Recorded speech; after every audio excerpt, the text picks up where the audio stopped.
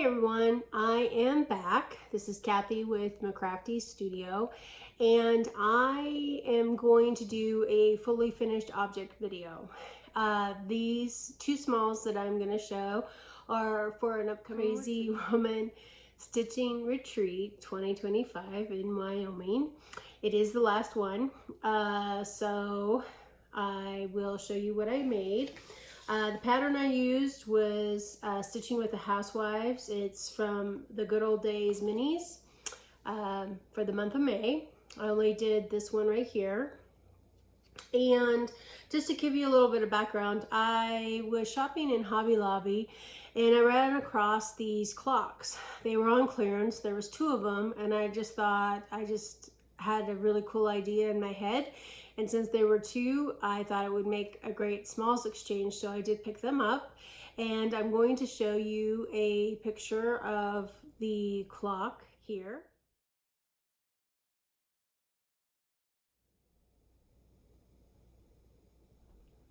And how I finished these, I'll show you. Let me take off these clips.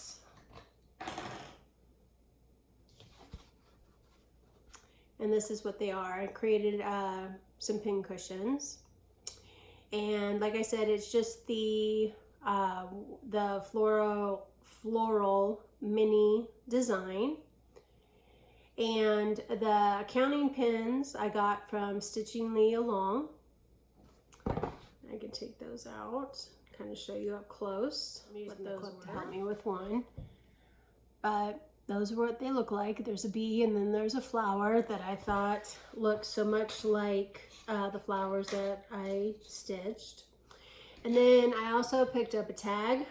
I took out the back part of it, so I had a flat surface, and I created a tag that says Crazy Woman Stitching Retreat 2025, and I attached it there.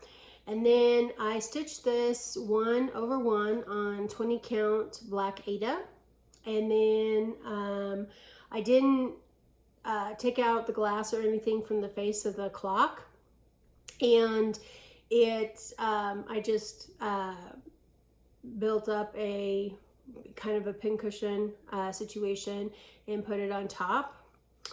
And I'm just really pleased with how this turned out. I did take out the back part of the alarm clock. Again, it's an old-fashioned clock, and these are no longer available at Hobby Lobby. I mean, they have other clocks, of course, but this particular one was on clearance, and like I said, there were two of them there in my local Hobby Lobby, and I just picked them up because I just had a really cool idea. So once I picked these up, I went on the hunt for a pattern that I thought would work well with this particular finish.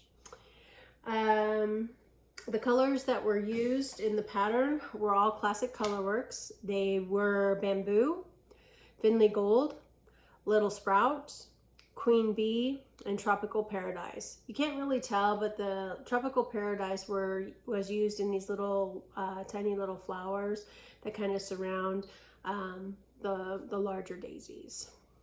So there are those two things. I will hold them up together because they'll be the last time they are seen together. So this one goes to a recipient and this one stays with me. So I'm really super pleased with how those turned out. To finish this, I used piping. It was a black piping instead of any kind of fringe or little pom-pom or anything like that. I did receive a question on my last fully finished object video with a cross-stitcher pin cushion that I had made, and I had created piping to go around the edge. And the reason for that is when I popped off the top of the spool, it needed a little something to kind of fill in between, you know, the top of the pin cushion and the actual base. So that is what I chose to do, but piping works well. It's a little bit cleaner, simpler finish, although I do love all the fringe and pom-poms and rickrack and all of those things. But these particular finishes. I just used the piping. So I think that will do it for this fully finished object video. It is it was a super fun finish. I love unique finishes. I hope the recipient loves the unique finish. But yeah, I will be showing this in my next floss tube, or at least mine. And I will see you soon. Thanks. Bye.